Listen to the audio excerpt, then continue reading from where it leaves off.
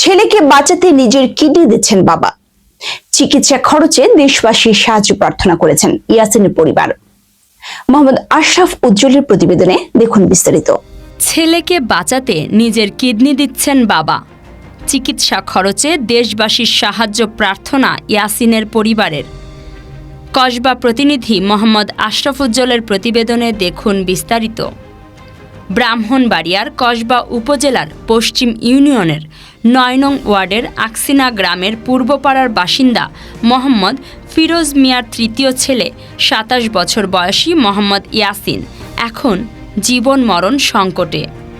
তাকে বাঁচাতে নিজের শরীর থেকে একটি কিডনি দান করতে যাচ্ছেন তার বৃদ্ধ বাবা।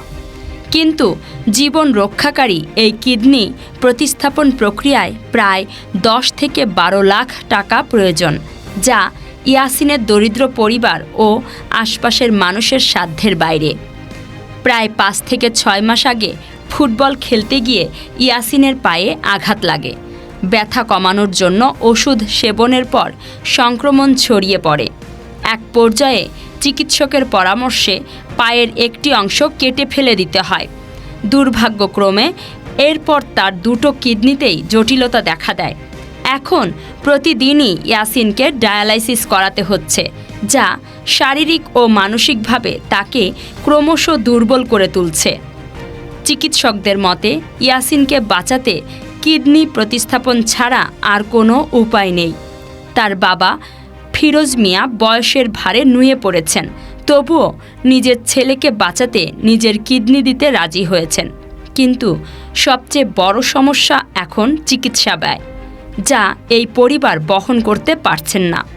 এ বিষয়ে এলাকাবাসী বলেন, আমার অনেক পয়সা খরচ হচ্ছে, আমরা যদি ১০ বাঁচান তো আমি কিডনিটা বসলাম, আপনারা যদি ১০ দেন তাহলে আমি উপকার পাই, সাহায্য পাই, সুস্থ করে সুস্থ করে আমরা বিসমিল্লাহির রহমানির রহিম। এই আজকে যে ছেলেটা আজকে আমাদের সামনে আছে ইয়াসিন, সে আমাদের এলাকারই ছোট ভাই। প্রথমে তার এই একটা পা স্ট্রোক করার পরে চিকিৎসা অবহেলার কারণে এটা মানে তার পাটাকে কেটে ফেলে দিতে হয়েছে।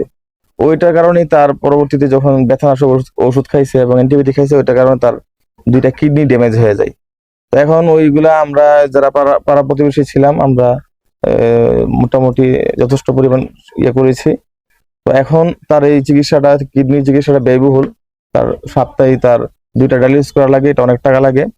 তারপরেও তাকে যদি বাঁচাতে হয়, তাহলে তার একটা কিডনি ট্রান্সফার করতে হবে। তখন এই চিকিৎসাটা অনেক ব্যয়বহুল। তো আমরা যারা দেশের বিত্তবান আছে তাদের কাছে উদারতা আহ্বান করছি, সে বাঁচতে চায়, তাকে বাঁচানোর জন্য হইলো আমরা যদি আমাদের সবাই যদি একটু একটু করে সাহায্য করি, আশা করি তার এই কিডনিটা প্রতিস্থাপন করা হবে। আমি সকলের কাছে উদারতা আহ্বান রাখছি, আমরা সবাই তার এই চিকিৎসার জন্য আমরা সবাই আগায় আসি, এই কামনা করি। মানুষের জন্য, তো কেন নয় ইয়াসিনের জন্য। ইয়াসিন আমাদের পাড়া প্রতিবেশীর একটা খুবই ভদ্র ছেলে এবং খুবই ভালো শান্তশিষ্ট ছেলে ছিল। বয়স মাত্র 25 বছর।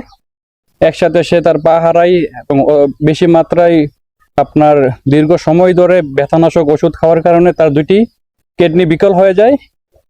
এখন সে খুবই অসহায় এবং তার চিকিৎসা বা কিডনি আপনার প্রতিস্থাপনের জন্য 10 থেকে 15 লক্ষ টাকা প্রয়োজন। এবং দেশের এখন তার যে মা বাবার পরিস্থিতি, তার মা বেঁচে নেই, তার বাবা খুবই বৃদ্ধ এবং সে আজ মিডিয়ার দ্বারস্থ হয়েছে। আমরা পাড়া প্রতিবেশীরা চেষ্টা করেছি যথেষ্ট, ইনশাল্লাহ।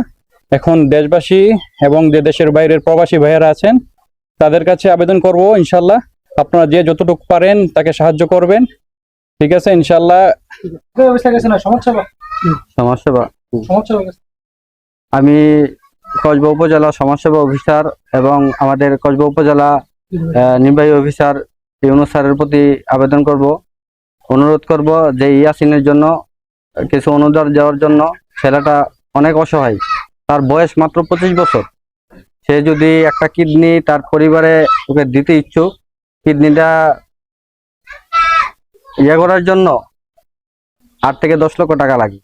প্রবাসী ভাইয়ের কাছে আমার একটা অনুরোধ, আমাদের এই পাড়াবেশি, আমাদের এই স্বাস্থ্য ভাই ইয়াসিন একটু দুর্ঘটনায় শুধু আপনাদের কাছে একটু হাত বাড়াইছে, আপনারা যারা পারেন প্রবাসী ভাই উপলক্ষে বলতেছে আমি এক সৌদি প্রবাসী, একটু সাহায্য করেন, সবাই একটু ইনশাআল্লাহ এর কাছে একটু হেল্প করেন।